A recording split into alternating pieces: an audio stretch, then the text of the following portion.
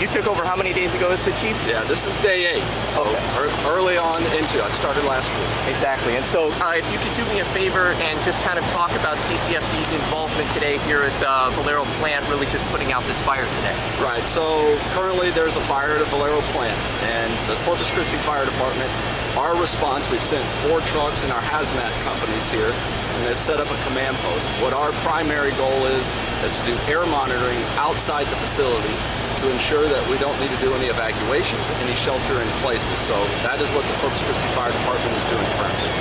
How were you guys initially notified that you needed to help out here today? I believe it was through the 911 system in which our units responded, and then I became notified, and then other chief officers responded, and then we sent up hazmat companies over here for air monitoring.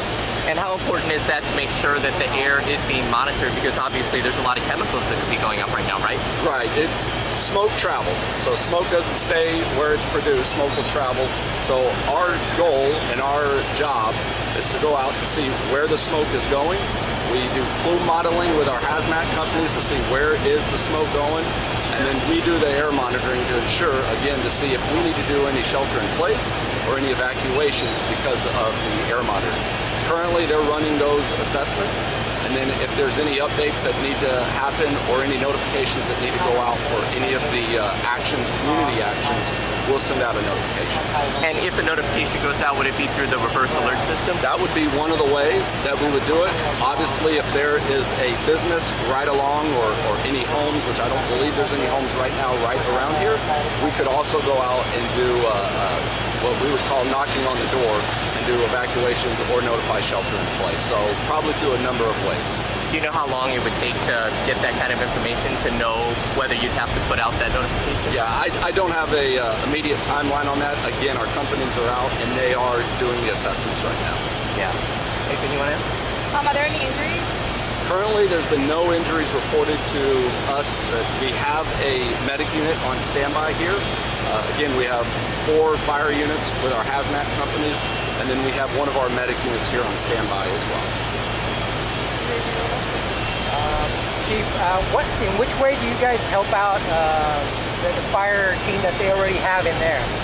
Again, if they requested assistance from the Corpus Christi Fire Department, then we would meet with them and then we would determine what their needs are and what they're asking of us. Currently, we have not received any needs requests from inside the facility as they are managing their incident, and then we are managing outside the fence line to ensure the public safety. Do you know who else is responding to the fire today? I do not.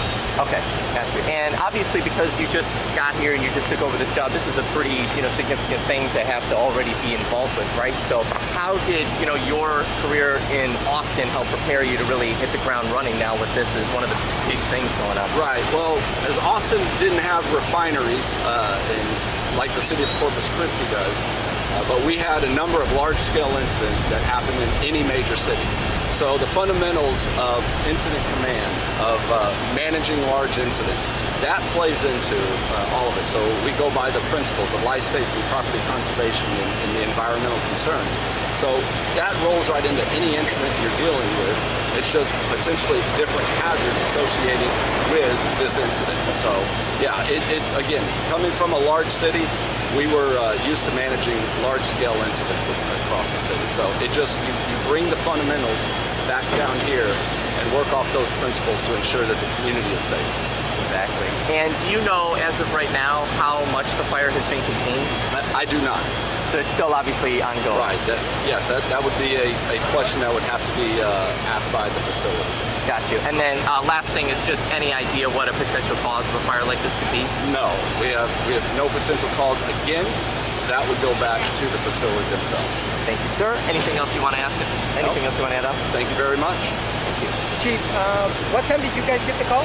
I do not have that specific time. If you need it, I can get you a time in which we received the call, but I don't have that information right here.